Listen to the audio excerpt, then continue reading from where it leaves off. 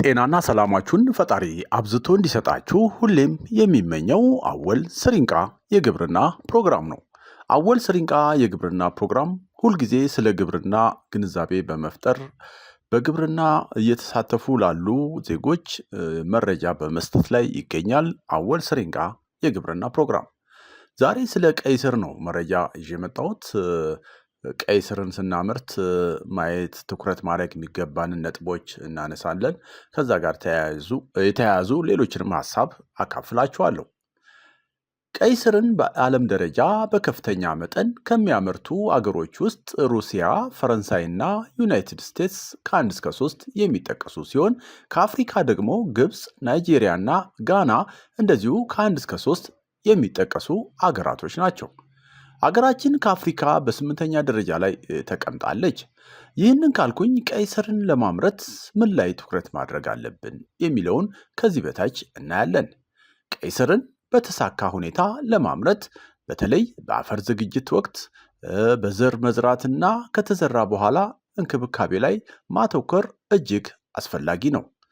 ከዚህ ባሻገር የቀይ ስር የተስማሚ ሁኔታዎችን ስናይ የሙቀት መጠኑን ብናይ ቀይ ስር በተፈጥሮ የቀዝቃዛማ ወይም ደግሞ የኩል ሲዝን ክሮፕ ነው ከምንላቸው ውስጥ የሚመደብ ነው እና የቀዝቃዛማ የአየር ሁኔታ ላይ ከሚመረቱ ሰብሎች ውስጥ አንዱ ሲሆን ለየት የሚያደርገው ጠንከር ያለና አንዳንድ በረዶዎችን መቋቋም የሚችል ሰብል መሆኑ ነው።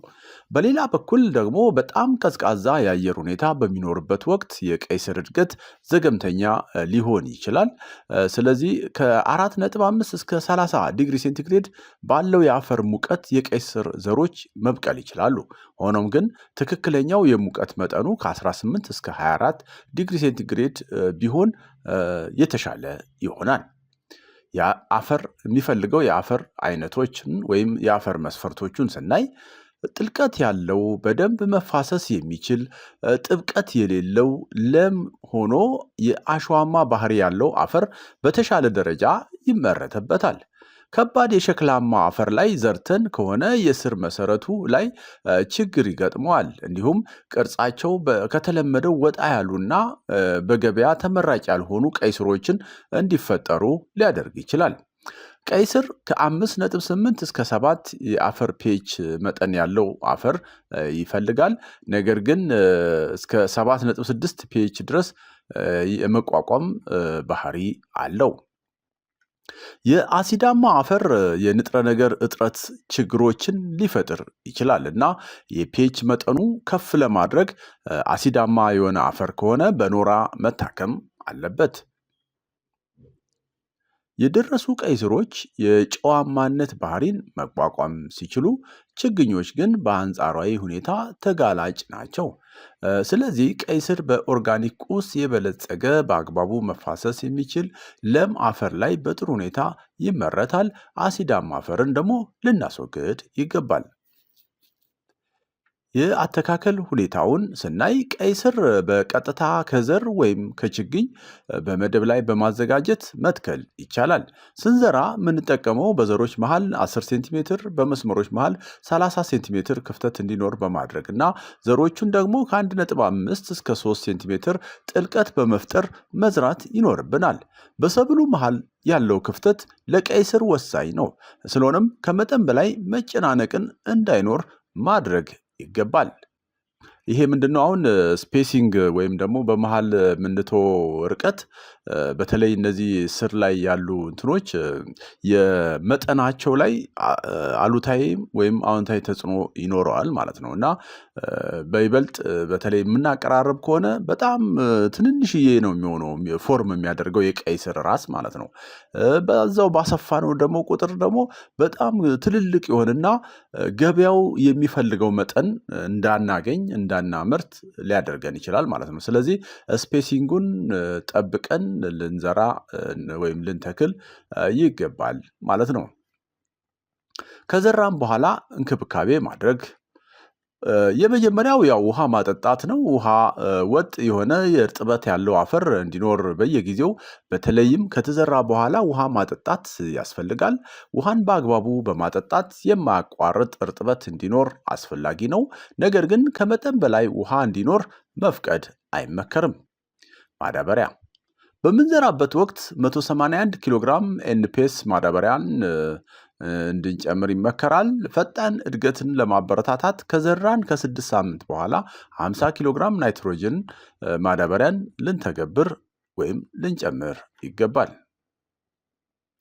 ሌላው አረም ነው። አረሞችን እንግዲህ ተከታትሎ ማስወገድ ለንጥረ ነገሮችና ለውሃ ውድድርን ለመከላከል ያግዛል ማለት ነው። ስለዚህ ልክ አረሙ እንደወጣ ከማሳችን ላይ በመንቀል ማስወገድ ይገባል ማለት ነው። ከተባዮችና በሽታዎችን መቆጣጠር እንደዚሁ አስፈላጊ ነው። ተባዮችንና በሽታዎችን መከታተልና አስፈላጊ ከሆነ ተገቢውን እርምጃ ወቅቱን ጠብቆ መውሰድ ይገባል። በቀይ ስር ልማት ላይ ችግር የሚሆኑ የፈንገስ ባክቴሪያና የቫይረስ በሽታዎች ይኖራሉ። እነዚህንና በተባይ ደረጃ ችግር የሚፈጥሩትን በሌላ ጊዜ ይዤ እመለሳለሁ። መሰብሰብ ቀይ ስር ከደረሰ በየትኛው መጠን ላይ መሰብሰብ ይቻላል? ለጥሩ ጣዕምና ለስላሳ ሆኖ ለመሰብሰብ የቀይ ስሩ መጠን የጎልፍ ኳስ የሚያክል በሚሆንበት ጊዜ ቢሰበሰብ ይመረጣል። ያው ገበያ አኳያ ማለት ነው። ይህን ካልኩኝ የቀይ ስር ልማት ትርፋማ ነው እንዴ የሚል ጥያቄ አለ። አዎ ትርፋማ ያደርጋል። የቀይ ስር ልማት በተገቢው ዕቅድ እንክብካቤና ትክክለኛውን ገበያ ማግኘት ሲቻል ትርፋማ ሊሆን ይችላል። ጥሩ የግብርና ንግድ ዕድል የሚሆንባቸው ቁልፍ ምክንያቶችም አሉት። ከዚህ በታች እናያቸዋለን። 1. በአጭር ጊዜ ደራሽ መሆኑ ወይም በአጭር ጊዜ መድረሱ። ቀይ ስር ከ8 እስከ 12 ሳምንታት ውስጥ ሊደርስ ይችላል። ይህ ማለት በዓመት ብዙ ጊዜ መሰብሰብ እና የኢንቨስትመንት ፈጣን መመለሻ ማግኘት ይችላሉ። 2. ከፍተኛ የሆነ የገበያ ፍላጎት መኖሩ። ቀይ ስር ትኩስ የአትክልት ገበያዎች ላይ በጭማቂ እና የጤና ምግብ ኢንዱስትሪዎች ላይ ውስጥ እንደዚሁ ደግሞ በምግብ ቤቶች እና በሱፐር ማርኬቶች እና እንደዚሁም የማቀነባበሪያ ኢንዱስትሪዎች በሰፊው የሚፈለግ ሰብል ነው ቀይ ስር። 3. በዝቅተኛ ግብዓት ከፍተኛ ምርት መስጠቱ። ቀይ ስር መጠነኛ ግብዓቶችን ወይም ማለትም ዘር፣ ውሃ እና ኦርጋኒክ ፍግ ካገኘ ማምረት ይቻላል እና በጥሩ ሁኔታ ከያዝነው በሄክታር ከፍተኛ ምርት የሚሰጥ ሰብል ነው ቀይ ስር። 4. ለአነስተኛም ሆነ በትልቅ ደረጃ ላለ እርሻ ተስማሚ መሆኑ። በትንሽ መጀመርና ትርፍ ሲያገኙ ማስፋት ይችላሉ። በጓሮ እርሻ ደረጃ እንኳን ብናለማ ጥሩ ትርፍ ሊያስገኝ ይችላል። 5. በርካታ የገቢ መንገዶች ያሉት መሆኑ። ትኩስ ቀይ ስሮችን በቀጥታ በመሸጥ እንጠቀማለን። ከዚያም ባሻገር ዋጋ ያላቸው ምርቶችን ለምሳሌ ቀደም ጠቅሼዋለሁ፣ በጭማቂ መልክ ሊሸጥ ይችላል። ደርቆ የቀይ ስር ዱቄት መልክ የሚሸጥበት ሁኔታም እንዳለ መረጃዎች ይገልጻሉ። እንግዲህ ዛሬ ስለ ቀይ ስር ያገኘሁትን መረጃ በጥቂቱ ትንሽ ግንዛቤ ለመፍጠር ብዬ ነው በዚህ መልክ የመጣሁት። በቀጣይ በሌላ ሐሳብ መለሳለሁ። ምናልባት አስተያየት እንደዚህ ጥቆማ ወይም ደግሞ ጥያቄ ካላችሁ በኮሜንት ስር ማስቀመጥ ትችላላችሁ። ግን አስተያየት ስትሰጡ ሌሎችን በሚያስተምር መልኩ ቢሆን ጥሩ ነው። እኔንም በሚያበረታታ መልኩ ቢሆን ጥሩ ነው። እንዳልኳችሁ ይህንን እንግዲህ ምንድነው አሁን ማህበራዊ ሚዲያውን በተለያዩ ዘርፍ የተለያዩ የህብረተሰብ ክፍሎች ይጠቀሙበታል። ለቀልዱም ለቧልቱም ለብዙ ነገር እና እዛ ውስጥ ይህንን ፔኔትሬት አድርጎ ማስገባት በጣም ፈታኝ ነው። ሆኖም ግን የሚጠቀሙ ሰዎች ሊጠቀሙበት ይችላሉ ብሎ አስቦ በእንደዚህ አይነት መንገድ ማምጣቱ የተሻለ ነገር ሊፈጥር ይችላል ተብሎ ይታሰባል እና አወል ስሪንቃ የግብርና ፕሮግራምም ይህን መሰረት በማድረግ የተለያዩ ማህበራዊ ሚዲያ እንትኖችን ዘርፍ በቃ ፔኔትሬት አድርጎ በመግባት እንግዲህ ከ10 ሺህ ውስጥ 100 አርሶ አደር ቢሆን ለነዛ ራሱ መድረስ መቻል ቀላል አይደለም፣ በዚህ አይነት መልኩ ማለት ነው። እና በተለይ በአሁኑ ሰዓት ደግሞ ወጣቶች ተደራጅተው ግብርና ላይ በጣም ኢንቨስት እያደረጉ ነው፣ በጣም እየሰሩ ነው። ለነሱ በጣም ጥሩ ግብዓት ይሆናል ተብሎ ይታሰባል እና በዚህ መልክ ይቀጥላል አወል ስሪንቃ የግብርና ፕሮግራም። በሚቀጥለው እንግዲህ በሌላ ሀሳብ እመጣለሁ። እስከዛው ቸር እንሁን። ቻው